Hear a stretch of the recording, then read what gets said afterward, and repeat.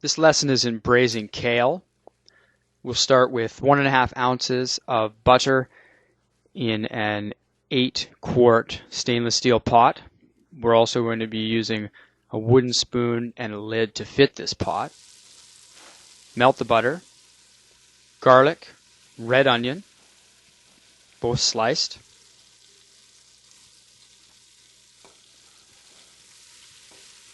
We'll saute these so that they break down.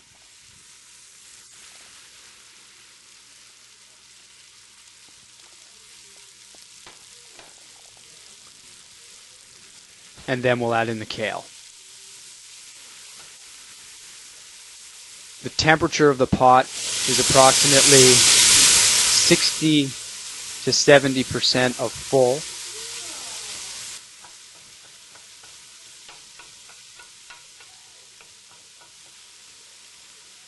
Sea salt. This is fleur de sel. It's a nice quality gray sea salt. There's lots of minerals in it. I never use salt on the table. I cook with salt so that as the cook I can moderate the salt use.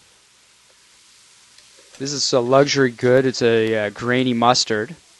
It's been around for a while, but if you purchase it in silly little size containers like the one I have here, you'll spend way too much for it. So if you like it, I would recommend purchasing it in bulk. It has very long shelf life, years at room temperature. As long as you're not double dipping the mayonnaise spoon in there like an idiot, it's going to last for a very long time. So you can purchase a 5-pound jug, or 5-liter jug. This is our purple kale.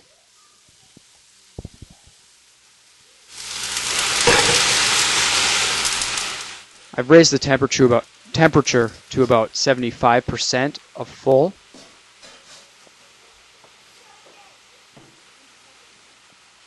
Kale is quite hardy, so we need a lot of a higher temperature to break it down.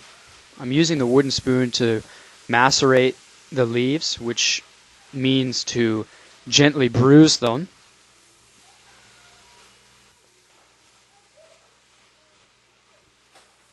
This is sort of a sautéed dish, but you could also call it a light braise, because we're going to add a little bit of red wine to it and steam it in its own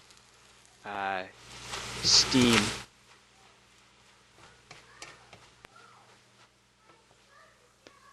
Kale's quite dense. It's much more dense than white or purple cabbage.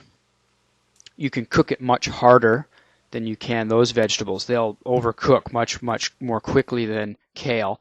Here's some run-of-the-mill red wine that we're going to use. Wine adds a little bit of nutrition and also flavor.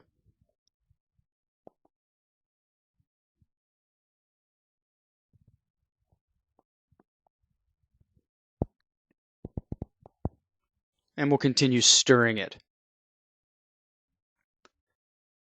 Notice the rapid evaporation.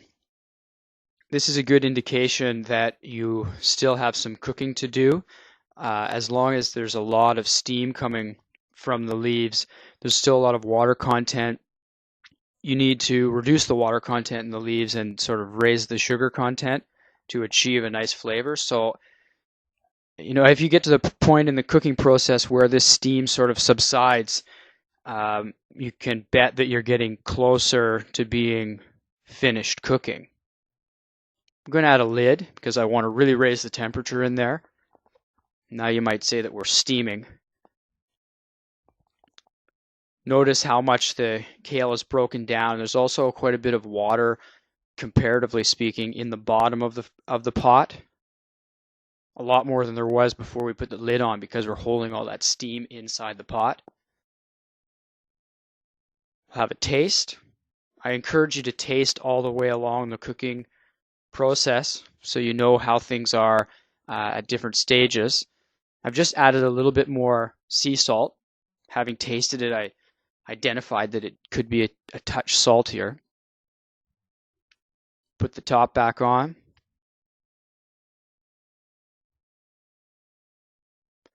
steam it down further. And we're very close to the end of the cooking. The last thing we're going to do is add it into a cast iron fry pan that we actually just seared pork tenderloin with. You'll see another thrifty cooking solution video here on my Thrift Culture Now YouTube channel. And in it, we show you how to sear this pork tenderloin. Having this pan with these brown bits, I want to use the liquid and also the kale to pull those nice tasty brown bits off of the bottom of the pan, because I mean, we've paid for those little brown bits. We might as well incorporate them in, and they're the foundation of great sauce. They're the foundation of really good flavor in European cooking, at least. So this has been a little lesson in sort of sautéing and braising, and also you might say steaming.